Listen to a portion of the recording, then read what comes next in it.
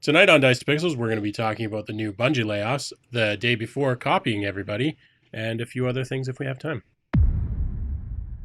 So, Bungie, Yeah. laying people off, not surprising. Yeah, not surprising. They laid off 100 employees, and due to so according to a Bloomberg report, roughly 8% of Bungie's game unit staff were laid off due to Destiny playtime hitting an all-time low. And they also mentioned that the pre-sales fell 45% below projections for the final shape that comes out at the beginning of 2024. I'm not surprised that Destiny 2 is doing poorly. As I mentioned before, I used to play the shit out of this game back in the day, and I stopped probably about the season before the current expansion Lightfall came out. And mostly because it was the same, the seasonal model that they've decided to use. I felt sucked the life right out of the fucking game. In my opinion, like it made everything a constant grind, and I get it because it's an MMO, sure, right? Yeah. But it became a constant grind. It just fucking like being drip fed a story where like you had to wait a week to play one mission to advance a story, and then they just drag it out for almost the entire season. It's like, sure, okay, great. I'd rather just play the blitz through the whole story in one shebang, like, but Yeah. So we were talking about this a little bit before we started recording here, and I'm with Chad on all of this, but I also recognize that there's a bunch of people that don't feel that way, that they think that the seasonal content is a good idea, and there's probably even a bunch of people that think that like the drips of story is a good way to do it. And I could see that if it was done well. The real problem, aside from anything else, is that Destiny 2, I'm not a player of Destiny 2. I've played a little bit, but I'm not into it like the rest of the world right now. Well, apparently not the rest of the world right now. Well, that's what I mean. I'm not into it like the rest of the world. Yeah. They just keep making it worse. So like it's one thing to release new story and new things and make it consistently better, but I see more and more people talking about, I can't log in. There's bugs. The PvP is broken. You can't have that. No. If you're gonna like try and keep people coming back for more over and over and over, you have to at least get the hell out of their way and let them come back for more. Yeah. And Bungie has done a really bad job of doing that, of getting people a good game, a consistently good game. And I think another thing too, and I even remember being one of the people to call this out to them as well on like their forums, and even just in the clan, the Forever Gaming, we've talked about it as well, is just the laziness of the developers. Like when they have a season coming and they show you old assets that were used in like either D1 or whatever, of like weapons, armor, locations, planets, that kind of shit, and they try to come out and say it's new, is such a fucking cop out, man. Mm-hmm. Like it really, because this is a studio that when they put their fucking head to it, they can create like amazing worlds, and they've done it. Like they've done it with Destiny 1. Destiny 1, granted, a lot of those worlds were in our solar system, but still, they created like a great game. They had new stuff in it where when you got into it, sure, you were going back to other locations, but they were different parts of a location that were like different or something. So they can do creative new shit, but recycling all this fucking other stuff, sure, like the whole nostalgia thing, which seems to be permeating fucking everywhere, like with like, let's remaster all, like, bring out a remaster of fucking games that came out 10 to 15 years ago. Sure, great, I get it. Nostalgia kicks in, fine. If I want to go back and play that shit, I'll plug in like a PlayStation 1 or something. Remind me in a minute. Just say 87 and I'll know what it. Just remind me of that in a minute, but continue. Gotcha. So to have all this, I remember when they brought back the Gallarhorn and made a big deal about it. It's like, oh yeah, it's coming back. It's like, okay, yeah, but I want new shit. Like this is Destiny 2. Like I don't want, I've been there and I've done that with Destiny 1. There was a reason why that was considered one of the more OP weapons in that game, and they nerfed it, and then and now it's back again. Woohoo, whoop-de-doo. But like new shit, man, and like just stop with the fucking laziness. And like there was tons of forum posts where just calling them out, like, you're stop being lazy, fix your servers, all this fucking shit, right? Yeah, well, 87. Yeah, I'll get to that in a minute.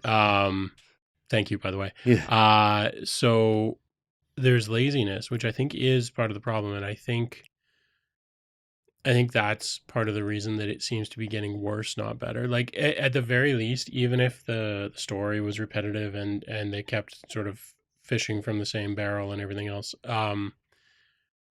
if the game were getting tighter and better and like the frame rate was slowly improving and the servers were more reliable, and like I think that's still a world where they could be successful. So normally I would defend the actual developers and be like, well, listen, like 9 times out of 10 when a game sucks, it actually isn't like the coders, it's stupid project managers and everything else. I'm not sure that's the case with Bungie. Yeah, because I was gonna ask that, as well as I wonder how much of this is due to decisions made higher up versus and how many developers they actually have access to that are working on these projects that haven't been moved to other things. So they only have so much manpower to make new things. So in theory, Bungie only makes Destiny. No, they are working on an online multiplayer game. A multiplayer extraction shooter called Marathon, which is like an older IP that they had before, but they're redoing it, and it's been delayed. It was supposed to release February. Let's see. It was supposed to release in June, but now they're saying that's going to be delayed to 2025. 25, Jesus. Yeah. And Sony owns them. Like Sony bought this studio. Mm-hmm. Yeah. So, but like the higher ups could be making decisions of, you don't need all of these resources. We're only giving you this many people, and you only have this timeline to do things. So it may or may not be enough to get new content, new skins, new everything out. So I would say, I haven't worked in the game industry specifically, but I would say the story stuff, the repetitiveness, that sort of stuff, that's all on the higher ups, the people leading the charge.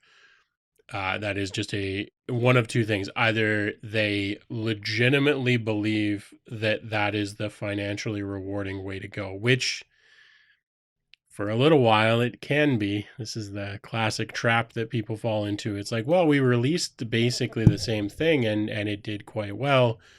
And so we only had to put 50% of the effort in, and we still got like 90% of the sales. Let's just do that again. It's like, wow, you only have so much goodwill to burn with your player base, and then it doesn't work. So it's probably an intentional decision by people who don't understand human psychology. Well, and just gaming. Like there's a thing in the development world, and it happens at a few different, it's sort of like fractal. And like there's a few different levels that this happens at. Often what you'll see is that development managers haven't written code in long enough that they don't really remember what it's like, and they don't really know the latest technologies. So that can be one issue where the managers can like agree to shit and then make ridiculous timelines that can't be met. And then going up a level, the VPs, they might never have written a goddamn line of code or ever created an asset or anything of that nature. So they have no fucking clue. And then you go up even higher, and most CEOs of gaming companies, I don't think they play games. Probably not. And I get CEOs are busy, but like even Musk plays video games now and then. Like, if you're the CEO of a game company, you damn well better be playing your own games. And I don't think most of them do. No. So they have no fucking clue what to build. So I think that's why you get into situations like this. It's just all the way up. People just have less and less clue what they should be doing. And the people at the baseline theoretically do, but they're probably burned out and hate their lives anyways. Yeah. So, and even with Lightfall, I haven't heard good things about it. A lot of people that have played it, even a lot of the guys in the Forever Gaming Clan that we're a part of, even they were like, it was nothing. Like, it was just shit. So when you're hyping something up to be like a big deal, and then it comes out and it's like a mild fart on Capitol Hill, like that's. I mean, now I'm probably talking out of my ass, No, but so go ahead. but Destiny, like this isn't the first time that people have kind of lost faith in Destiny. It's Yep. happened quite a number of times before. It's just this time they're finally fucking talking with their wallets. Yeah, well, there's this thing in like MMOs where you get the cadre of people who are like, all you're gonna do is bitch and then keep playing, and all you're gonna do is bitch and keep playing, and that's true I Yep. was one of those people. Yep. for a little while. The thing is, all those people who are bitching and keeping playing, those are the ones you need to pay fucking attention to, because sooner or later they're gonna stop the second half of that, and then you're fucked. Mm-hmm. So I think part of the problem that we see with longer running games, and I suspect Destiny is uniquely having this problem because they switched from being done by Activision to being done directly by Bungie. What, 3-4 years ago, something like that. Yeah, it wasn't that long ago. Before Um, pandemic, I believe, Yeah. or during, one of the two. So there's a few things. One, they probably have a decent turnover rate. Just the fact that they've had layoffs and they're like they don't have that much they're working on. It's not that big a studio. I suspect they have a fair bit of churn. And it wouldn't be surprising to me to find out that a lot of the people making the decisions on the content, whether that's like the testers who like check it for purpose, or like the designers or the storytellers or whatever, they may be new to it. And if they're new to it, they might look at something that's been done before and be like, oh, this seems cool. Yeah. But somebody who's been playing is like, yeah, you did that fucking a year and a half ago. This is stupid. Mm-hmm. Which is why it's really, really important to have, you need certain people in your company to be long term. Yeah. You can't have churn at Yeah. in certain areas. You need to be very careful about that. Developers on the ground, you can churn. It's better if you don't, but you can, because like whatever, this is the task list. You can churn and still get it done. It's less efficient, but you can do it. But like community managers, super important, because they internalize the struggles that the community are feeling and everything else. The people who control like the overall arc of the game and everything, those are people that are very important to have. Or you need people that are fucking diehard fans of the game itself, because that also works, Yeah. right? And that's something that a lot of companies are shitting the bed real hard on. And I think that's probably a lot of what Bungie is struggling with is this like, we don't have the people to tell us that this is shit. Yeah, it's like they've hired yes men rather than the people that are saying what needs to be said. Yeah, I think probably a combination of yes men and just like, I don't fucking know, right? Yeah. Like if you're coming into a new, if you've never played the game before and you're coming into the latest expansion, everybody else might be like, this is exactly the same thing you did last time, but that person's gonna be like, oh, this is cool. It's like, well, that's a miss. Yeah. Fucked that one up. Yeah. So I think that's probably part of the struggle bus that they're on. Yeah. Like I said, I enjoyed my time with it. Destiny and Destiny 2 allowed me to meet a whole bunch of like wonderful people that to this day I still call friends. Like I said, the gaming group Forever Gaming. If it wasn't for Destiny, I probably wouldn't have met that clan, become part of it, and proud to say one of its members. So. Well, hey, in that regard, I've always enjoyed the social aspect of Destiny, like playing with, friends and shit like that. And I still stand by what I said. And I've said it quite a number of times in my own personal opinion. I do believe, like, as a first person shooter, Destiny and Destiny 2 both have probably the best gameplay when it comes to that. And I'll take it over COD. I'll take it over any other first person shooter on the market. That's my opinion. Yeah. So. And actually, to build off of your point, talking about how you've enjoyed it as a social game, if the game itself is no longer fun, the fact that it's a social game doesn't matter anymore. You can go play a social game somewhere else. you have to make that game interesting in order to hold on to people. Yeah. Because I like the agree. number of times that even with the gaming clan, there's been game nights where they've played Wreckfest or Rocket Us. League, Among Us, like just Yeah. other social Fall games. Guys. Yeah, just so they can, just goof around all together. Wow, and I Yeah. mean, gone are the days when it was difficult to set up a community outside of a game, right? Like it Mhm. takes 5 minutes to start a Discord server. Yep. So Yep. it's not a problem. But so since this video is going to be our first video to surpass 1 million views, Yep. I've decided this is going viral. Oh, Okay. okay. Sweet. We might as well call out Forever Gaming properly. It's forevergaming.co.uk, right? Yep. They are, like I said, I've been with them for almost 10 years now. Yeah, and you and Sarah are both part Yeah, of it. we're part of it. Mhm. Yeah. I have not joined yet, mostly because I'm too fucking busy. Yeah. No, a lot of the guys are there. I'm one of the moderators on the forums. Our buddy Lee Gaza Garrett is, he's like the head honcho. He's Yeah. our president. But no, yeah, there's a lot of Well, great. no, actually, he's a Brit, so he's our prime minister. He's our prime minister. He's not a Fair white enough. guy, but no, it's Or is They're- it a king? he's. Ah. I don't know. I love him. He's great. Mhm. They're all great. Like I said, I owe them a lot because there's been a lot of times where I've been kind of in the dumps and in the shitter, and they've reached out to me and helped me through some dark times and stuff. And And they've You know, done that, yeah, with yeah. a lot of people. Like they helped one of the members build a computer. Like they surprised him, Yeah. a bunch of them drove over, built a computer all together. They And they- drove across the ocean. Yeah. yeah, That's one hell of a car. Right? yeah. Well, we're like one of these days, and we're gonna get over there. I know Lee and a lot of the guys have been chomping at the bit to get us over there. And I mean, I've got family over there. I'm sure Sarah's got family over in England as well. But one of these days, but they're a great gaming clan. I can't recommend it enough. It's a good forum if you want to go there just to shoot the shit with other like-minded gamers about anything. The forums are there. You can join up, and if you put any kind of nonsense in your username, I will kick your ass. Yay. Yeah, and also this is also just kind of a general gaming groups are good. If Yeah. you aren't in one, you should look into it because it's they can be really awesome. Hmm. They really enhance the experience. Yeah.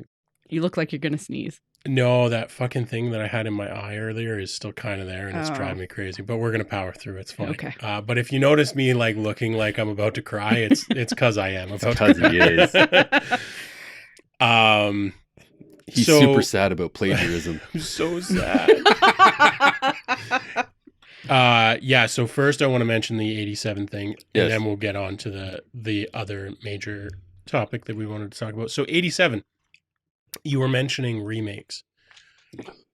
And apparently, and I don't have the article handy because I read this and didn't save it because Shame. we don't talk about articles every week or anything. No. It's not important for me to save URLs. Apparently, 87% of all games ever made are unplayable. Like you can't. I could You can't believe get them. that. Oh, you They're- can't. You can't. They're for old systems. They're for like you can't actually. I can also access them. believe you can't that, buy them. yeah. You can't. Which is crazy, Yeah. and it makes And me it's also sad. it makes me feel a little bit better about the remakes that are going on. Yeah. because I'm like, well, at least those will last longer, right? Yeah. I found the article. It's on PC Gamer. Fucking PC Gamer. Yeah, a study I got by nothing wrong with PC Gamer. Yeah, a study by the Video Game History Foundation, a nonprofit organization dedicated to preserving, celebrating, and teaching the history of video games, has found the most antique games are beyond the reach of fans unwilling to brandish the black flag on the digital high seas. And then there's a quote here: 87% of classic video games released in the United States are critically endangered. Oh, is it classics only? Okay. Just 13% of video game history is being represented in the current marketplace. In fact, no period of video game history defined in this study even cracked 20% representation. And then they break down a lot of their study about how like Commodore 64, Game Boy, stuff like that, abandoned, neglected platforms. And Yeah, and like obviously some of that you can get by ROMs or whatever, Mhm. but a lot of it you can't. And PC games are actually one of the hardest because with consoles, people think about it. People are like, Yeah. "Oh yeah, I've got my old cartridges. I'll download the ROM and post it online. But for PC games, a lot of the older stuff, like, you don't really keep it because you don't. It's not on a disc. I mean, maybe it was, but it was Yeah. probably on a fucking floppy, and those are Yeah. gone. So a lot of the older PC games are hard or impossible to get. Like I've talked about SolarWinds, and actually I did see it. I'm not sure if it's a legitimate copy or not, but I did see it. But SolarWinds is a game that I played ages and ages ago, and you can find the original game, but it was like a sample, and then there was the expansion, which was like the full game, and it's fucking impossible to find. It took me years to track down a copy, and I haven't actually opened it up yet because I'm afraid of how many viruses are in it. But well, that's a lot of it too. Is like Yeah. even like people that have uploaded console games. Like I'd love to go back and try some of them, but I'm also like, do I actually want to open these files on my computer? as long as it's named virus.exe, you're fine. Oh, okay, perfect. Good to know. Those are Yep. good ones. Yeah, Yep. you can have those ones. That's not a problem. But yeah, no. So that I read that and I'm like, yeah, that sounds right and is kind of terrible because there's so many good old games. I would argue that the hit rate on older games was much higher than new games. Some of them. Well, so just in general, like, and I think the reason for that is because it used to be hard to distribute games. And now it's so fucking easy that, like, I mean, if you just look at the Steam new releases, it's like 90% of this is just okay, fucking you were talking garbage. specifically about computer games because when I'm Console games too, man. I mean, some of the Nintendo games that did come out there are just absolute trash, though, and unplayable trash. Yeah, but have you looked at the Nintendo eShop? Like, if we're talking True. about all of the games that were available, Yeah. Now, I think a lot of that is because it was harder to release games back then, right? Like, Yeah. So, are we talking about well, even like with old school Nintendo stuff, like the vast majority of like Nintendo games were shit, and gameplay wise, and just they weren't very good, as the angry video game nerd has showed us throughout the years. But like even some of the ones that were so rare to find, you know what I mean? Like you could never find them. They were only in like certain, for some reason, some titles, and I think of like some of the later Mega Man games. I remember my buddy Jim and I, when we would go to like video stores just to try and find these games when they came out, you could never find them, even in the stores. Like you'd go to like a department store or something, you couldn't, you could never find them even in there for sale. Sure. Well, there was stuff that wasn't really available at the time as well. Yeah. But I mean, Nintendo games are not available now, right? No. Like you can get them at flea markets and stuff sometimes, but like you can't get Nintendo games except for the ones that are through Switch. Well, yeah, like I know you can get the cartridges made. I know like third party, But not legally. Yeah. Yeah, I guess not. Yeah, but because it wouldn't have their seal of approval or whatever. But like the actual cartridge, like the actual cartridges, I know you can get those made. You can make them yourself. They're just not legal. Yeah. Go ahead. I wonder for some of those games too, like even some of the old computer games, and I don't, maybe you have an answer, I don't know. 17. That's it. Yeah. Okay, well then I don't need to finish my sentence. All right. No, I was going to ask, like, taking those games and then just making them playable on current systems, like even if they were to put them up on a shop for like $1, would it be worth it? Like, how difficult would it be to convert them to? It depends. There are some tools that do a pretty good job of it. So as long as you can get it running fairly straightforward in like a DOS environment or something. I mean, if it's more recent than that, it's actually can be more annoying. Because like the old Windows, like if you get like a Windows 3.1 game, hopefully it's DOS and you're okay. But like Windows 95, maybe it runs now, maybe it doesn't. It's hard to say. One of the problems that you run into is the speed of computers. A lot of game devs back in the day just sort of like, it works on a 386 or a 486 or whatever. Cool. And then if you were to run it on like a more modern system, it like everything runs too fast. Like they didn't bother to like have a separate timer for like the walk cycle versus like the frame rate. So it's just like Oh shit! So it's That's a unplayable. speed run. Yeah. So there are emulators. There are like virtual machines that you can Yeah. like clock down and stuff. Yeah. So there's ways to do it. Honestly, that's not usually the problem. The problem in a lot of cases are having the installed game Mhm. is not the same as having the installer for the game in a lot of cases. That makes sense. And even then, like a lot of customers, they don't have that computer anymore. They don't have that hard drive. They Yeah. don't have anything.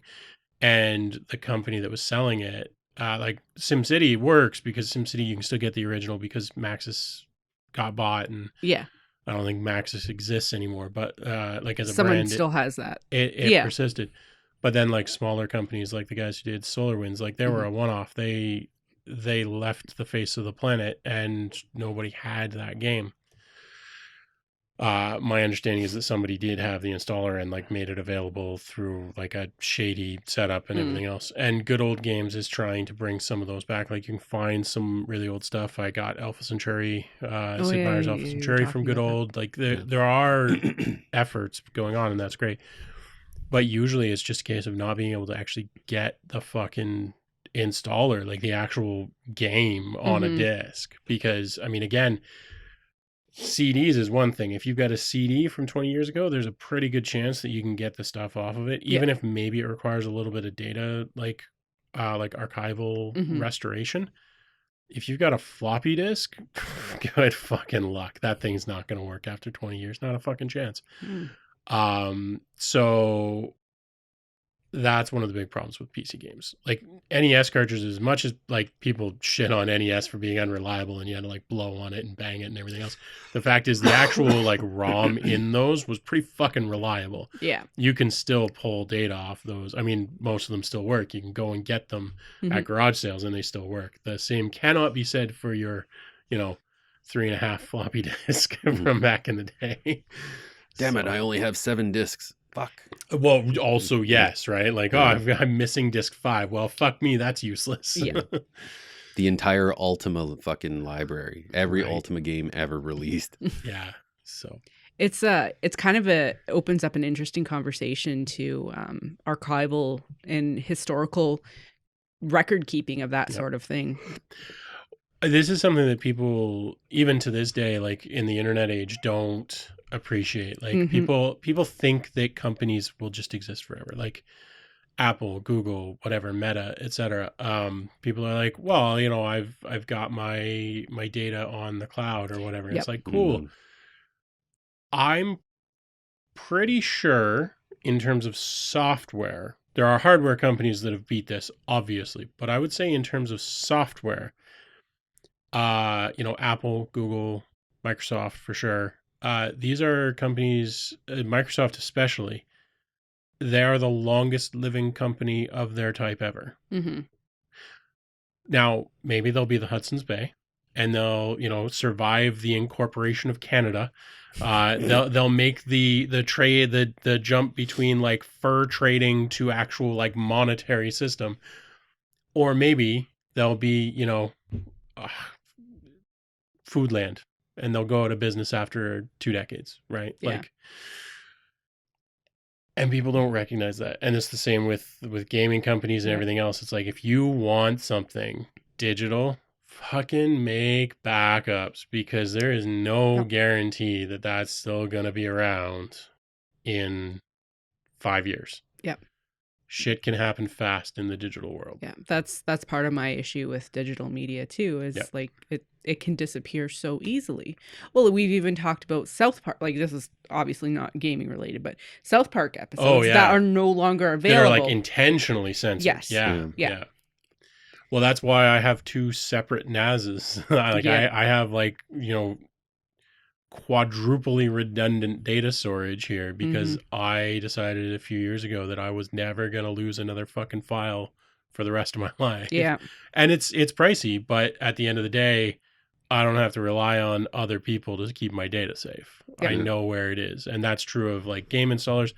Like certain not strictly allowed things that I do with certain games that require specific versions so that you can hack instructions in the executables. I have copies of those because they're hard to find. Tibia specifically is what I'm thinking. In Oh. order to play like the Oh, bootleg yeah, servers, you have to like edit the exe and like replace URLs in the executable and stuff. And you need specific versions for that. So I have them, and I will never lose them. If I decide in 20 years that I want that copy of it, I've got it, and I will still have it. Yeah. So that's a thing, and PC games got hit real hard with that. I would say consoles in general got hit less hard because they were physical media that was much more robust than floppy drive. Once you got into CDs, it's not so bad. CDs are much more reliable. You can usually still pull those back, but something quick though to kind of jump on here. Did you see here that Microsoft is going to be basically eliminating any kind of third-party accessory use on the Xbox at the start of 24? How true is Like, that though? Would that even be controllers? Oh yeah. Wow. And to block third-party controllers, a user reported getting a weird error message, and it just said that he was using an unauthorized accessory that wasn't licensed or manufactured by Microsoft. And from what I have seen as of, I think, January 2024, basically they're getting rid of like kind of all. Does it specify what kinds? Because like, would that even affect headphones then, I wonder? Well, so what this says, so Microsoft did some clarification, and they said users connecting devices by 3.5 millimeter or the USB will not be impacted. Oh, okay. So if you keep like your third-party controller wired. Yeah. For wireless devices, it looks like they are clamping down on it. Which What about Bluetooth headsets then? I don't think you can use. Can you Well, not? I actually never tried. whether so- you can or can't, like the Bluetooth standard is its own thing. So I would be shocked if Microsoft did anything on top of that. Yeah. That would Oh. be weird. Like that Well- would be intentionally. So like the wireless protocol that they use for the Xbox, there's nothing stopping somebody from producing a wireless controller that installs a virus on your Xbox. Oh, okay. I mean, there's many things stopping them from doing that, but there's nothing like it's not outside of the realm of possibility. right. Like I technically I'm hoping that Microsoft has put in safeguards and everything, but Yes. like strictly speaking, that is if you reverse engineer that wireless protocol, who knows what kind of access it has to the system. With Bluetooth, you can open a Bluetooth audio connection or a Bluetooth like human interface device connection, and that's already baked into the Bluetooth standard. It's got the exact same level of protection as your iPhone and your computer and every other device in the world. Those are all very carefully vetted, and it's all part of the Bluetooth standard. So there's no reason for them. There's literally no justification for them like preventing you from doing that. But with their wireless stuff, the only person stopping you from doing something nefarious with it is Microsoft, is the team working on that protocol. Yeah. It actually makes sense that they want to have a bit tighter control on it. It's not ideal. It's not great for gamers, but I get it. Like as a developer, I'd probably be like, if I was leading that team, I'd be like, thank fuck. I don't want to be on the hook when people's Xboxes start, installing viruses on their network and shit because they bought a Chinese controller that wasn't authorized. Yeah. So I get it. Like I'm not saying it's good. I can understand why people would be pissed about it, but I get it. As a developer, I get it. But it doesn't affect audio, it doesn't affect USB. I assume it has nothing to do with Bluetooth, but for the Xbox wireless protocol controllers, that'll be. Yeah, putting it in that context actually makes it make sense. Yeah, it seems less shitty. Yeah, it still sucks. Yes, but it's at least understandable. Yeah. Quick, just like I said, it was just a quick little thingy. No, yeah. Because I know it popped up this week news-wise. So, but now we can get into this. The day before. 2 days before the day after tomorrow. Yeah, the day before the day after tomorrow. I will say this much: when I first seen this game, the first trailer I seen of this game, the first thing that instantly popped into my head was, "This looks like The Division, but with like zombies." Yeah. Yep. Yeah. So for So- people that aren't aware of it, The Day Before is a post-apocalyptic. Wow, that was difficult to say. Post-apocalyptic open world MMO. So zombies, like Chad said, in a Followed MMO. yeah. So they've come under fire before because it looks apparently a lot like Cyberpunk 2077, GTA 5. Oh wait, sorry, that was the audio parts. Yeah. Visually, apparently it looks a lot like Last of Us, Division, and Call of Duty. Yeah. But also so do a lot of other games. Yeah, like when Sarah said that to me earlier, I was like, if somebody has to phrase that a game looks too much like games X, Y, and Z, then that person is a fucking moron because obviously those games also look too much alike. Yeah. So I don't know. Like so far, I've been looking at this, and I think this is all just people being idiots. But Yeah. But continue. Yeah, so the current controversy that they're going through is they released a official gameplay overview and release date trailer on November 1st, and some of the the phrases used in this trailer apparently are almost word for word with Cyberpunk 2077, GTA 5, and Red Dead Redemption 2. And so they have a couple examples in here. I'll just read them verbatim what they are. Sure. Welcome to the next generation of post-apocalyptic MMO open world survivor games like it's never been like never before. Immerse yourself in a day before. Yeah. And then apparently that one is like Cyberpunk 2077. Welcome to the next generation of open world adventure. Immerse yourself in Cyberpunk 2077. Please find me a game, a AAA game that has been released in the last 3 years that doesn't use extremely similar phrasing. There's nothing to be worried about with something like that. Like everyone uses that type of phrasing. It's marketing.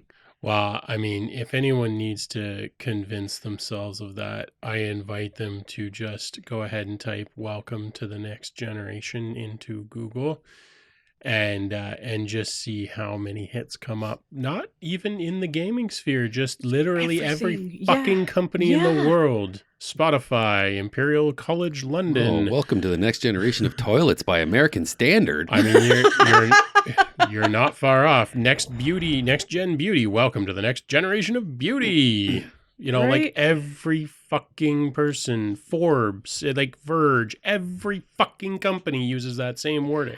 Because it sounds like good marketing. Well, And it that is- sounds like word salad, but Well, they still yeah. use it. But that is something that's probably been used since like the 50s. Because Oh, if you think yeah. back of like all the weird stuff that was predicted to be out by now, still want my flying car. Like nothing has changed in that way. Oh, for sure. And Welcome to the next generation of spill cleaning. I mean, they probably literally have used that in a commercial before. Probably. It's the quicker picker upper. Exactly. I Is that- mean, how about Star Trek: The Next Generation? That was my first thought too when you were talking about Googling. Come on, people! Don't be They've fucking stolen morons. it from Star Trek. I'm guessing people are like, well, it says next generation and open world in the same sentence. It's like, well, dumb fuck. Oh my Damn near God. everything is open world nowadays. Right? So, and another example they used here was from Red Dead Redemption 2's official gameplay video from 2018. To make combat deep and engaging at all times, each weapon has unique characteristics with realistic reload and recoil. And so in Day Before's trailer, to ensure that combat remains deep and engaging at all times, each weapon boasts unique characteristics as well as realistic reload and recoil mechanics. Again, another first-person shooter. Find me one that does not say the same thing. Well, and like at that point, it's like, okay, so you're nitpicking like specific parts of their marketing speak that, like, okay, yeah, fine, that sounds similar. Who fucking cares? Right?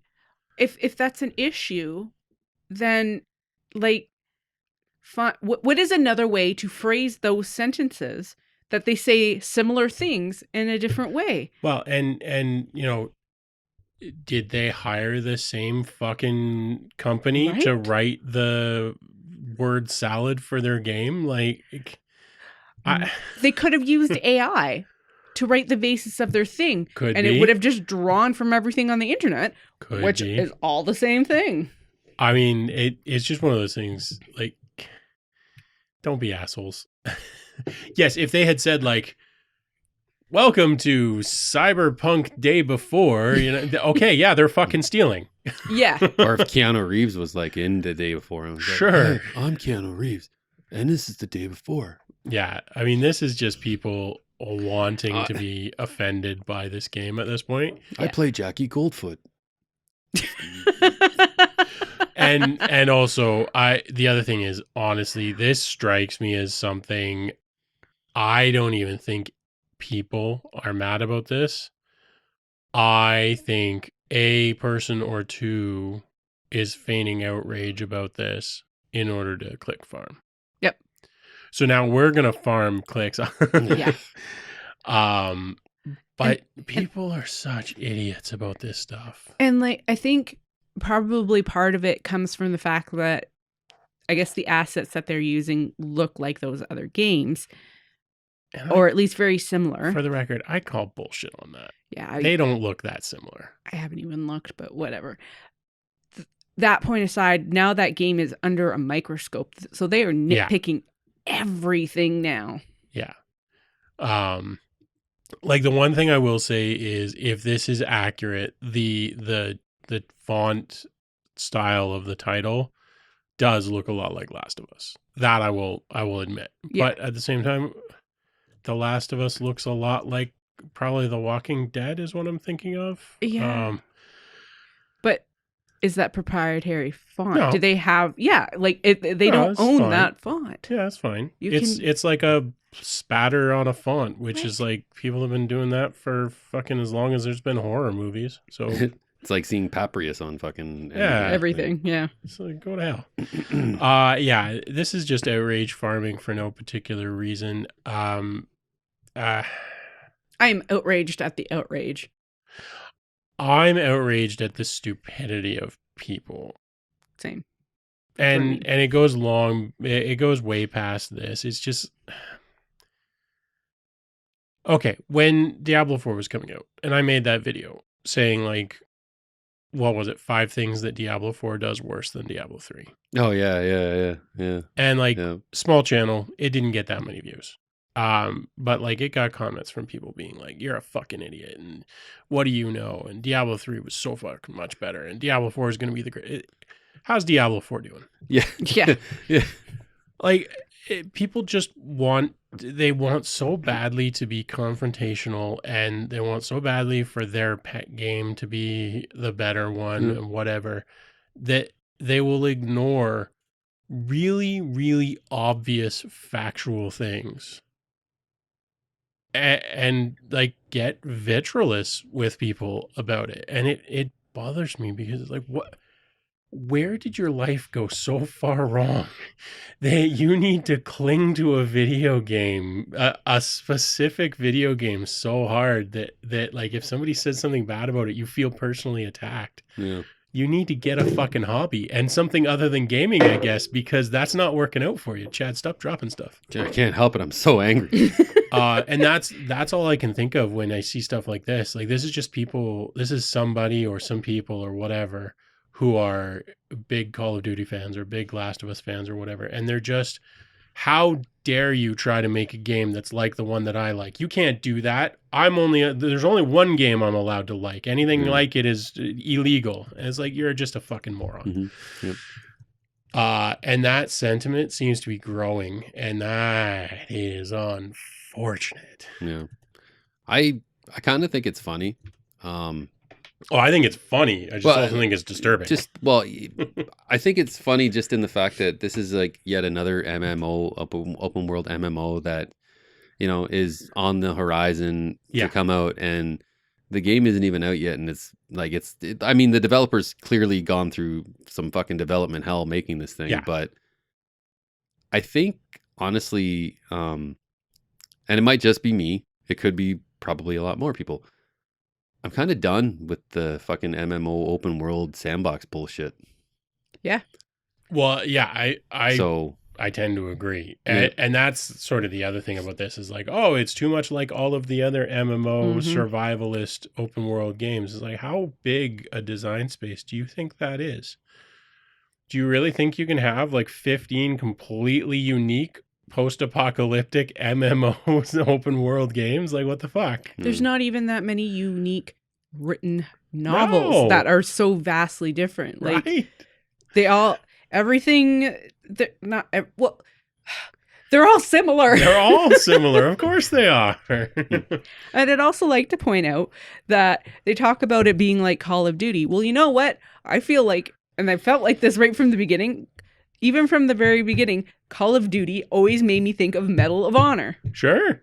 Medal of Honor the first one came out 4 years before Call of Duty. Sure. I I mean, might be wrong, but that's what I've always made the comparison in my head. When I first saw Call of Duty, I was like, oh, so it's Quake.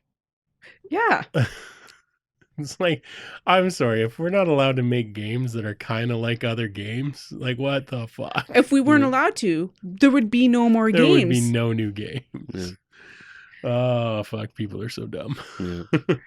No, it is actually like this is a small vocal minority of people, most of whom are just being assholes because they know it'll get a rise out of people. And on the one hand, I don't tend to like dignify those people with much of my time. Mm-hmm. On the other hand, I do think the sentiment is growing, and it's really bad for the gaming industry. It really is. Mhm. It's bad for creative people in general. Yeah, and it's bad in so many ways. Like it's bad for people who worked on it, who are seeing this crap. And it's out there for no other reason than to try and piss people off. I don't understand that mindset, but like, okay, fine. But you're hurting the people that are making the things that you theoretically like. Yep. Whether you like that specific game or not, that person, that individual is going to go on to create something that you probably will like at some point. Mhm. So it makes the burnout worse in the video game industry. Mm-hmm. It also really fucks with reviews because, like, we know I am not officially claiming any bribery takes place, just in case there's anyone who might want to create a lawsuit in the future. We all know that that reviews are not legitimate. We'll leave it at that. And so, like, any of the professional reviews that are out there, I always ignore because I'm like, those people are paid off. Their opinion doesn't matter. So I look to user reviews. Yep. And when you get assholes who are bombarding a game like this, where they haven't even fucking seen the game, they've seen a few trailers of it, and they're like, this game sucks. It's like, great. Now I have to weed through all that bullshit to try and figure out if the game's any good when it launches. Mm-hmm. I don't care what you think about a 5-second trailer that you saw and decided to, get all uppity about on the internet. I care about what the game's like when it actually drops, which incidentally is why I think studios should be a lot fucking quieter when they're developing games. Oh my God, yes. Yes. Too goddamn much stuff about games upcoming. They need to shut the fuck up. And that is why people get pissed off as well as when they have to delay games because they've built it up so much. Yeah. And then they get the rug pulled out from under them. That's why like was it Unravel and Unravel 2. Yeah. I think the first one was announced and then like it came out like 2 months later. Whereas the second one was announced and released on the same day. Yeah, No one had any idea that it was being made. That was one of the game. I think it was one of the Game Awards. Yeah. Is that one of the Game Awards that we were watching? And it's like they had the trailer for Unravel 2 and they came out and said, and it's available now. Yeah. And Sarah just lost her shit, so we Fuck yeah. bought it. I actually don't really get the hype. Well, I do get the hype cycle because there's two reasons to do hype cycle. One, if you know people are going to buy it anyways, it gets more pre-orders. Yeah. And two, if your game's going to suck, it lets you try and get some pre-orders. Yeah. Well, I look at RoboCop Rogue City just came out. Yeah, you've been playing it a bit. Yeah, well, so when they first announced it, they just showed the trailer. right? And Yep. that was really it. And then you didn't really hear much. And then they dropped a demo a few weeks before it was released. And a lot of people on PC were playing it, and they were like, damn, this is actually running pretty freaking good. This is fun. It's not bad. And then you had like the usual review sites, you know, giving it shit scores and, you know, average game or whatever. And yes, it's not a AAA fucking game, but, you know, I picked it up, I bought it. And even when I initially started it up, I was like, this isn't AAA. But playing it, it's like, holy shit, this is fucking really good. Fun? This is really fun. And Yeah. it's like, it's RoboCop. It's the old, the late 80s series. Peter Weller, who played RoboCop in those movies, he's doing the voice for RoboCop. Yay, awesome. So, you know, young Chad is like, oh boy.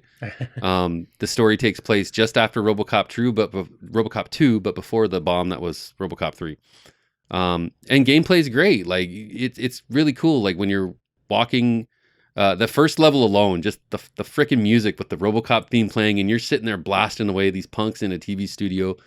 When you squeeze the left trigger or L2, it zooms in, but it also does like the RoboCop targeting thing where like the crosshair comes up and it like highlights the enemies in green, and it's really cool. But that was a game, like, going to my point, that was a game that didn't really have much, like it wasn't really spoken about until they dropped the demo and people got their hands on it. And then that's when, and because I looked at a lot of the user reviews and I'm like, oh, okay, well, people are digging this shit. I don't give a damn what like the major reporting outlets say. I looked at those user reviews and that's what I based my purchase on. So I think anyone who's relying on professional reviews from any of the major outlets is doing themselves a major disservice because they are all dishonest. I personally think that there's some backroom dealing going on there, but at the very least, they are horribly disingenuous. They give games that are not very good. They give them massive accolades, and then other games that honestly are really good, they mostly shit on when it comes out. And then occasionally they'll like revise their scores up after they realize that people liked them, which is like doubly fucking disingenuous. I will say this: there's one round of videos series actually by Game Ranks. They have a before you buy. Yeah. Yep. And they're really transparent with like those videos. So like, if you're even thinking about buying a game, like most of the time, if I'm still on the fence about something, I'll watch a video. If they do a video of that game, I'll watch what they think about it. And they're never like, yeah, this is total dog shit, or, you know, it's like, well, you know, if you like this, if you're into this, you know, it has this, but it also has this, and this. The Before You Buy is a good series. It's a great series. Do a reasonable job. Yeah. So it'll be interesting once we finally actually develop our review, like our actual like metrics. Yeah. Metrics. There we go. Thank you. And then comparing them based off of comparing those two major review sites, just seeing how they differ in terms of their wallets are a lot heavier. Yeah.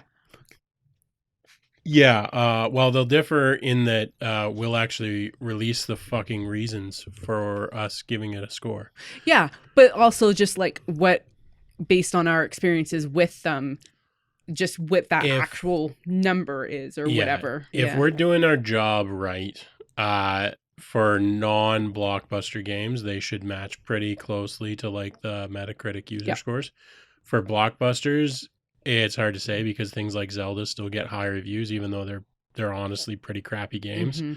So like Rogue City, for instance, like the critics gave it, Metacritic has it a 71 for critics because the marketing budget wasn't large on it, but the user score is 9.4. Oh, now I want to do a meta-analysis of marketing budgets for games and what they're... I don't know if anyone's done it, but I can already tell you what the results will be. I know, but that's why you do those types of studies to be like, this is it. Yeah, for sure. Just things like that, like just because it's not, just because the bribe pool is small doesn't mean that it's a bad game. And I've found that the the critics' scores on both video games and movies these days is just complete fucking nonsense. Board games still seem to be pretty reasonable. They don't seem to be too invested yet. Most of the board game reviewers that I see are like pretty reasonable. I don't think there's as many. Well, I think that's part of the problem. Yeah. It's a Yeah. good problem to have, though. Yeah. Mhm. The other thing is it's harder to lie and say that you played a board game when you didn't than it is a video game. Like these people that are giving, Zelda and Elder Scrolls games and everything like reviews after playing it for 2 hours. Yeah. Okay, fuck you. You didn't Yeah. play the game, so how are you giving it a score? Yeah. Whereas a board game, you actually have to do a full playthrough, and then I that think might it- only be 2 hours. Yeah, I think it's more obvious if you didn't play it with Yeah. a board game than a Yeah. video game. It's too easy to hand wave a video game review. It's harder to hand wave a board game review. And to hell with scores anyway. Well, yeah, scores are okay, but they should all be percentile based. Mhm. Yep. Yeah, we're nearing close to time. Did you want to talk about what you've been playing this week? Or Alan do Wake 2. Oh my God, it's so good. Well, tell us about it. Oh, I can't exactly talk about the plot so much because it would give Yeah, stuff away. don't do that. It is incredibly complex, but a lot of it is a little bit like Alan Wake, the first one, but then there's No. also a lot of tie-ins to Control. So having played both of those games this year, it's a lot more like, I get that reference, and it's exciting when I come across things. So I think that's really enhancing my enjoyment of it. Plus I loved Control and I love Alan Wake. That's how I was playing Sea of Stars. Yeah. Couple of fucking fanboys over here. Yeah. Plus it also, like, the entire plot is like weird sci-fi, liminal spaces, weird timelines. Like it just hits on all of my wheelhouse items for like audio fiction and video games and storytelling as well. So it's the right game for me. Yeah. So What have you? Well, I mean, I've been playing Factorio. Yeah, that's So right. yeah, I this week has not been a very high volume video game week for me. I've been busy with a bunch of other stuff. So I just wanted something like brainless, and I've played Factorio enough that it fits the bill. Oh, yeah. So I've been playing that. That's really Oh. all I've gotten into this week. I finished Spider-Man 2 on Saturday, easy platinum. So now I'm waiting for DLC for that. Like I said, I bought RoboCop Rogue City, but there was also a game that came out on Game Pass called Jouant. It's a game where you're climbing this massive spire. Your L&R triggers are basically your left and right hand. Mhm. So when you're squeezing your left hand, you're actually hanging on to whatever you're climbing to, and you need to use your right hand, and you're always alternating between the two triggers to get as high as you can. that's a little bit like that one level in Astro's Playroom. Yeah. Yeah. Yeah. It's pretty fun. It's really cool. It's on Game Pass. It's on Game Pass too. But yeah, it's a nice little game. So Yeah. check it out. Before I started on Alan Wake 2, also I was playing a lot of Moonring, which I downloaded on my laptop, works perfectly on the laptop. I mean, I'm not really surprised. It's a simple game. The only thing, I don't know if it was an issue with uploading my save file to the cloud and it just didn't happen from the PC, but I had to restart. Hmm. But not a big deal.